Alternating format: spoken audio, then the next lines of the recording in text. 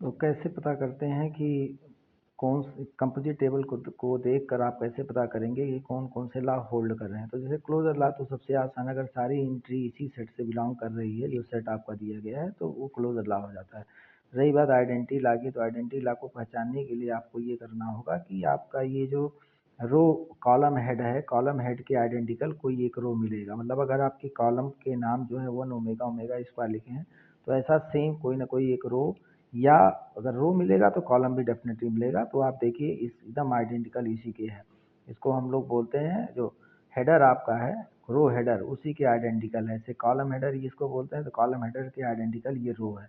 तो ऐसा एक एक आपको मिलेगा। तो इससे पता चल जाएगा कि 1 के सामने अगर ऐसा मिल रहा है, या इधर से देखे तो भी 1 के सामने, तो 1 आइडेंटिटी एलिमेंट है और बाकी आइडेंटिटी ला ये होल्ड कर रहा है। इन्वर्स लॉ की जहाँ तक बात करनी है, तो इन्वर्स लॉ में आप देखेंगे हर एक रो में एक है आइडेंटिटी एलिमेंट जरूर मिलेगा।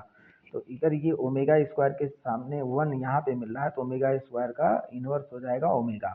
1 का इन्वर्स 1 ही हो जाएगा, ओमेगा का इन्वर्स ओमेगा स्क्वायर हो जाएगा। ऐसे देख के पता कर सकते हैं इन। और उसके बाद अगर हम बात करें कम्यूटेटिव लॉ की बात करें, तो कम्यूटेटिव लॉ जहाँ तक बात है, तो कम्यूटेटिव लॉ आप देखिए entry I J equal to entry J I. मतलब अगर पहले कॉलम के पहले रो में अगर सेकंड कॉलम के नीचे आपको ओमेगा मिल रहा है, तो सेकंड रो फर्स्ट कॉलम के नीचे आपको ओमेगा मिलेगा। ऐसे देखिए थर्ड रो थर्ड कॉलम के नीचे अगर ओमेगा मिल रहा है, तो ऊपर से उस तरह देखेंगे रिवर्स में तो सेम पोजीशन हो जाएगा। लेकिन मान लीजिए थर्ड रो और फर्स्ट कॉलम की बात करें, थर्ड रो फर्स्ट कॉलम में अगर ओमेगा स्क्वायर मिल रहा है, तो आपको फर्स्ट रो और थर्ड कॉलम के नीचे भी ओमेगा स्क्वायर ही मिलेगा।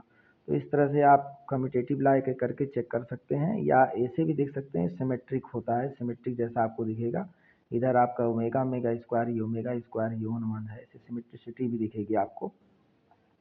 जहाँ तक इन एसोसिएटिव लॉ की बात है, तो एसोसिएटिव लॉ टेबल देख के आप नहीं पता कर सकते हैं, क्योंकि उसमें 3 operand at a time use होते हैं। आपको 3D डायग्राम चाहिए। तो ये चूंकि आपका कंपोजिट टेबल 2D डायग्राम होता है, तो एसोसिएटिव लॉ आप इसको देख के नहीं पता कर सकते हैं।